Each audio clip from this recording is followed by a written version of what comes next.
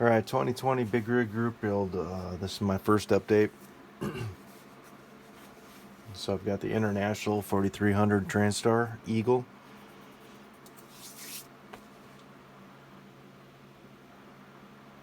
I had a brilliant idea to do something a little crazy. And before I had attempted to glue my frame together, I had to get something scratch built. So anybody that has this kit, you got the battery box on the driver's side, which goes underneath the cab, like so. You've got a tank that fits directly behind that, close to here. These air tanks, they will fit on the frame behind this battery box, stacked. Passenger side, fuel tank goes over, underneath the cab. So this is how the passenger, in scale, this is how the passenger gets inside the cab, steps upon the steps in the cab. So what I wanted to do was take this tank, put it parallel across the frame with the other tank. So I scratch built this to go underneath the passenger side cab in line with the other one. So these tanks will now be moved into this step underneath the cab, and everything will go together symbiotically and symmetrically. Okay. So I also have this piece of 8x10 glass I got out of just some cheapy picture frame. I put the grid paper underneath it. It is 4 squares per 1 inch, so it's 1/4 inch squares. Taped them in here.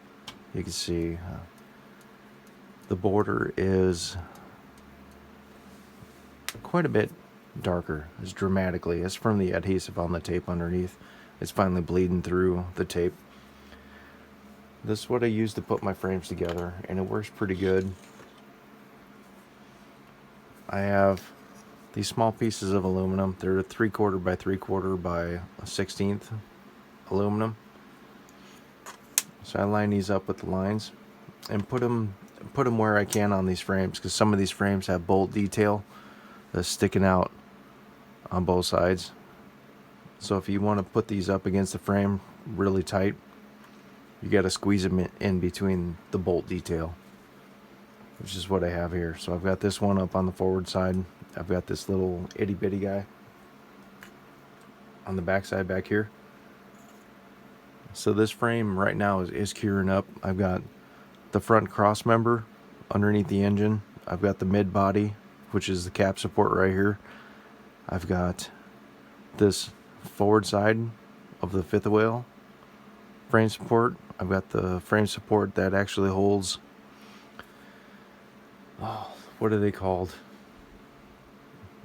It's like a link suspension on the car, but it actually goes to the top of the differentials. This is what the bar ties into, and it actually ties it to the frame, keeps it from twisting out of line under acceleration.